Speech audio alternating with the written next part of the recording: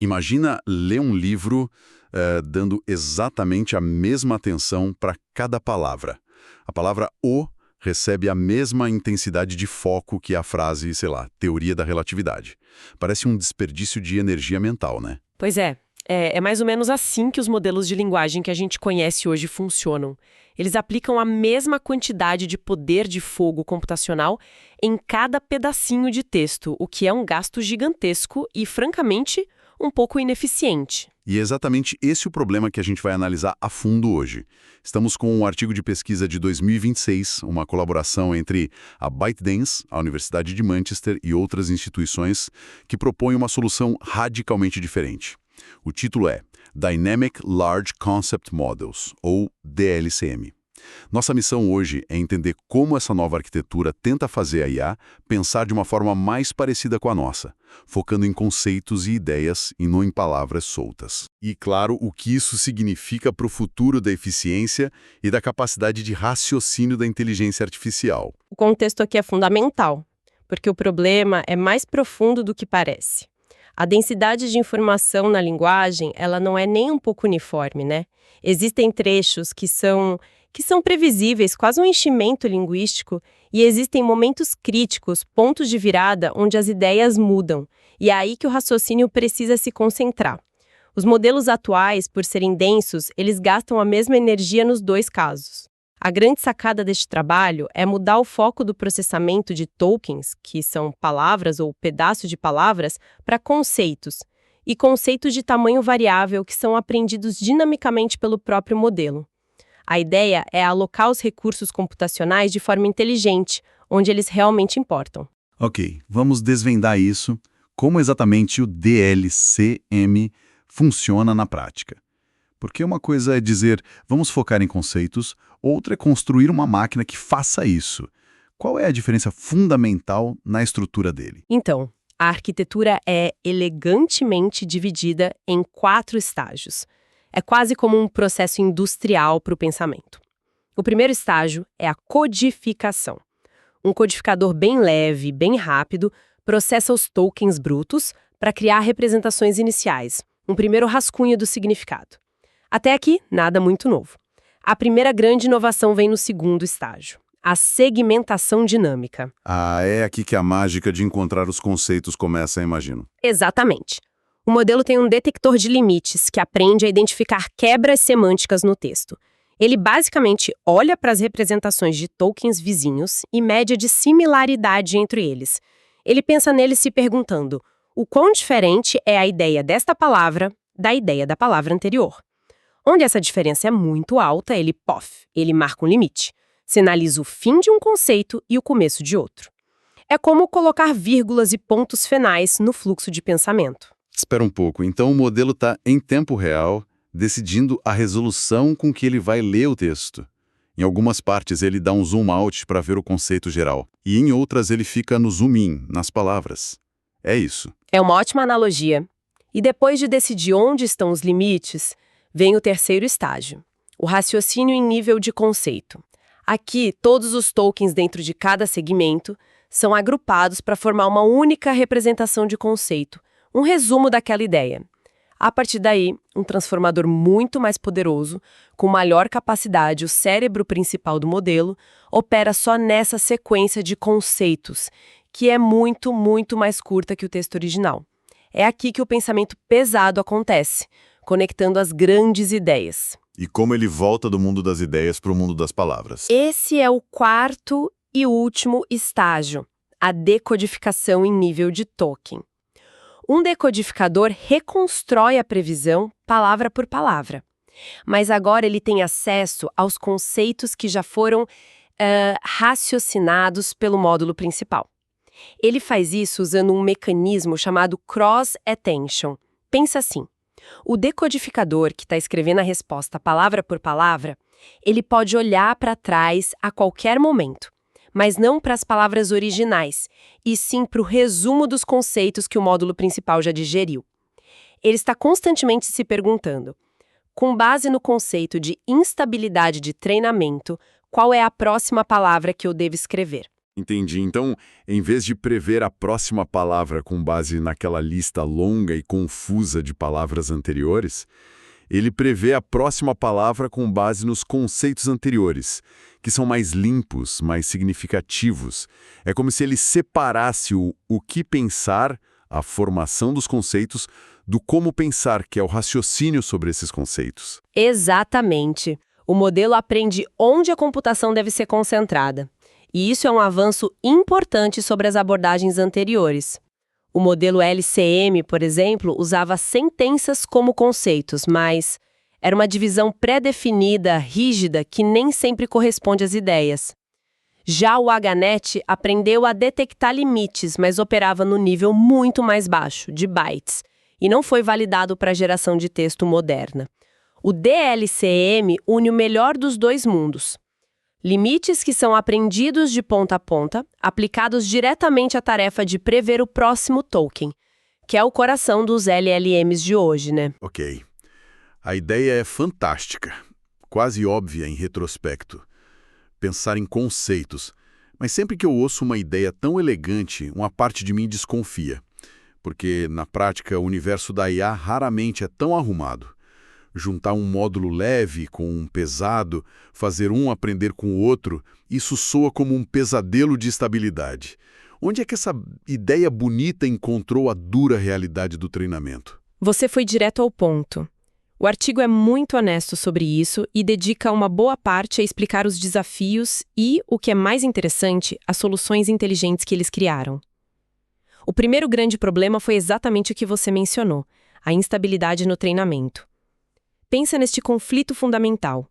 O modelo é recompensado por comprimir o texto em conceitos, mas a sua tarefa principal, que é prever a próxima palavra com perfeição, o penaliza por qualquer perda de informação que essa compressão possa causar. A perda de previsão, ela luta contra a compressão. É como pedir para alguém resumir um livro e, ao mesmo tempo, exigir que essa pessoa se lembre de cada palavra exata. Uma tarefa sabota a outra. Perfeito. O estudo mostra isso de forma clara na figura 8. Um preditor de limites que aprende de forma totalmente end-to-end, ou seja, junto com o resto do modelo, começa bem comprimindo o texto. Mas com o tempo ele se torna instável e simplesmente para de comprimir, porque a pressão para não perder informação se torna dominante. A solução foi o que eles chamaram de segmentação desacoplado. O que isso significa? Em vez de o modelo aprender a decisão de segmentar, ele usa uma regra fixa baseada em similaridade de cosseno. É basicamente uma forma matemática de medir o quão alinhadas estão as ideias de duas palavras vizinhas. Se o ângulo entre elas for muito grande, a regra diz, cria um limite aqui. A regra em si é fixa, mas as representações, as ideias das palavras que ela usa para tomar a decisão, são aprendidas. Isso desacopla a decisão de segmentar da perda de previsão, o que garante uma compressão estável ao longo de todo o treinamento. Entendi.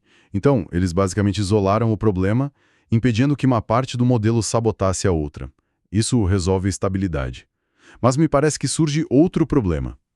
Se o modelo pode decidir livremente quando criar um conceito, como você garante que ele não fique preguiçoso e cria um conceito só para o texto inteiro? Ou ansioso e cria um para cada palavra? Como eles controlaram o nível da compressão? Essa é a segunda grande questão que eles tiveram que resolver. Manter uma taxa de compressão-alvo. A solução para isso foi o que eles chamam de Global Parser. Em vez de forçar uma taxa de compressão fixa em cada sequência de texto, tipo você deve criar um conceito a cada 4 tokens, o que seria muito rígido, eles aplicam uma restrição no nível do lote de dados de treinamento. É como dar um orçamento ao modelo. Neste lote de 1000 frases, em média, eu quero uma taxa de compressão de 4:1. Como você vai fazer isso em cada frase é problema seu. Certo, isso é flexível. Mas também parece perigoso. Se você der essa liberdade para o modelo, não há risco de ele desenvolver maus hábitos. Por exemplo, comprimir demais um texto técnico denso só porque encontrou um padrão superficial e com isso perder informação crucial? É um risco, mas o que eles descobriram, e que está na tabela 5 do artigo, é que o modelo aprende a usar essa flexibilidade de forma inteligente. Ele aprende que textos repetitivos, como código de programação, podem ser comprimidos de forma muito mais agressiva.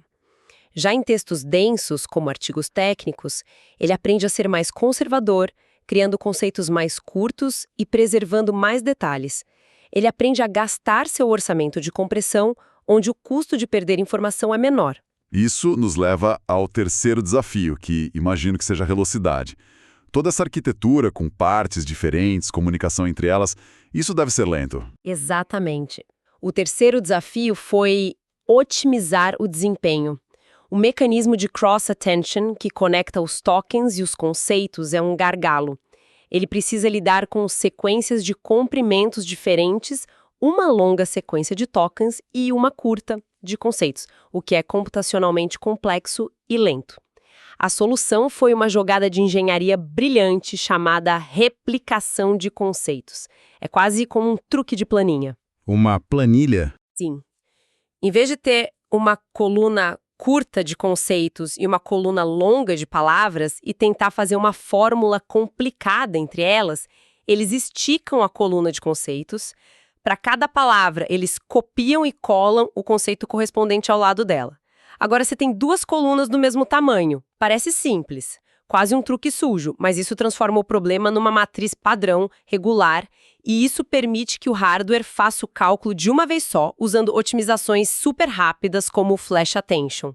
O gráfico 9 mostra que essa abordagem é até 1,73 vezes mais rápida e a vantagem só aumenta com o comprimento da sequência. Aqui é onde a coisa fica realmente interessante para mim. Eles não apenas criaram uma nova arquitetura teórica, mas também desenvolveram um conjunto de ferramentas e truques de engenharia para torná-la viável, estável e rápida em grande escala. Muitas vezes, essa parte é tão ou mais importante que a ideia original. Certo, a teoria é elegante, as soluções de engenharia são inteligentes, mas no fim do dia, o que importa é o resultado. Ele realmente funciona melhor? Vamos aos resultados, que estão na tabela 2. A manchete é que o DLCM alcança uma melhoria média de 2,69% em 12 benchmarks de avaliação. Quando comparado a um modelo de linha de base como o L-Llama, com a mesma quantidade de operações de inferência, os chamados FLOPs, ou seja, com o mesmo orçamento de computação, ele se sai melhor. Mas o diabo, como sempre, está nos detalhes. E onde estão esses detalhes? Os maiores ganhos estão em tarefas que exigem raciocínio de senso comum e em várias etapas. Por exemplo, ele melhora 1,64% no Common Sense QA, impressionantes 3% no Open Book QA e 2,42% no PIQ-A. Isso parece confirmar a hipótese central deles. Ao forçar o modelo a focar nos conceitos, ele melhora a sua capacidade de raciocínio de alto nível, de conectar as ideias. Ok, os ganhos em raciocínio fazem sentido, é o objetivo da arquitetura. Mas nada vem de graça. Onde é que o modelo paga a conta por essa compressão? O que ele perde ao agrupar palavras em conceitos? Essa é a pergunta de $1 milhão. E a resposta é exatamente onde você esperaria. Nos detalhes mais finos. Eles viram pequenas, mas notáveis quedas de desempenho em tarefas que dependem de nuances e detalhes no nível do token. Por exemplo, ele cai 1,47% no BoolQ e 0,72% no Race. Essas são basicamente tarefas de compreensão de texto onde uma única palavra, como um não ou um exceto, pode inverter todo o sentido da frase. Ah, então é uma faca de dois gumes? Ao forçá-lo a ver a floresta, você corre o risco dele ignorar uma árvore específica e crucial. Exatamente. E aqui está a parte que, para mim, é a mais genial do artigo. Qualquer um pode dizer, vamos focar no que é importante. Mas eles provaram isso matematicamente. Ao analisar onde o modelo erra mais, na figura 7, eles descobriram o padrão em forma de U na distribuição de perda. O que isso quer dizer? Quer dizer que o DLCM é significativamente melhor que o modelo base no início e no fim dos conceitos. Ele é muito bom em prever as palavras que marcam as transições semânticas, os pontos onde as ideias mudam. No meio dos conceitos onde o texto é mais previsível, o desempenho dele é misto, e em alguns pontos ele é até ligeiramente pior. É como se o modelo estivesse nos dizendo: Eu vou errar de propósito em palavras previsíveis no meio de uma frase para poder acertar em cheio quando a ideia vira. Isso não é um bug, é uma estratégia. Ele está realocando seus recursos computacionais para os pontos de maior importância. Sabe, isso me faz pensar sobre como nós mesmos lemos. Quando estou lendo um romance, eu passo os olhos por descrições longas, quase em blocos, mas paro em cada palavra de um diálogo importante. Parece que eles estão tentando ensinar essa mesma intuição para a máquina. É a analogia perfeita. É uma troca consciente. Sacrificar um pouco da precisão nos detalhes internos e mais previsíveis para obter uma melhor compreensão da estrutura geral e das transições de ideias. Então, para amarrar tudo, os modelos de linguagem tradicionais são ineficientes porque tratam cada palavra com a mesma importância. O DLCM propõe uma mudança fundamental, movendo o cálculo pesado dos tokens para conceitos que são aprendidos dinamicamente. Isso melhora a capacidade de raciocínio em tarefas complexas, mas vem com um custo. Uma pequena perda de precisão em tarefas que dependem de detalhes muito, muito específicos. E tem mais um ponto que a gente não pode deixar de mencionar. Para fazer tudo isso funcionar em grande escala, o estudo também desenvolveu ferramentas teóricas importantes.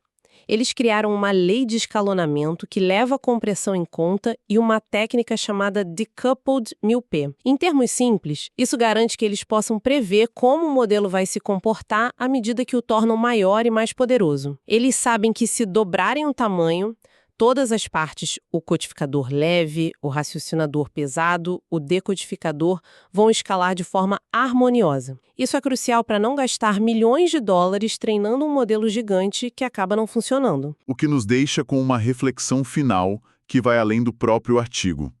A pesquisa sugere que o futuro do escalonamento de modelos de IA pode não ser apenas sobre aumentar o número de parâmetros ou a quantidade de dados. A força bruta pode estar chegando a um limite. A questão mais profunda talvez seja: onde a computação é realizada? Exato. Se um modelo pode aprender a focar seus recursos, sua atenção computacional nas partes mais importantes de um problema, que novos níveis de eficiência e capacidade de raciocínio a gente poderia desbloquear? E isso não se aplica só à linguagem. Pensa em visão computacional. Em vez de processar cada pixel de um vídeo com a mesma intensidade, um modelo poderia aprender a identificar e focar nos conceitos visuais importantes. Um carro que está prestes a virar, uma bola em movimento. Ou no planejamento de robôs que poderiam raciocinar sobre conceitos de ação de alto nível, tipo pegar a chave, em vez de uma sequência de milhares de motores individuais. Parece que estamos saindo de uma era de força bruta computacional para uma era de inteligência computacional, onde a alocação eficiente de recursos é a chave para o próximo salto. A questão que fica é: o que mais na nossa forma de pensar pode ser traduzido para uma arquitetura de máquina?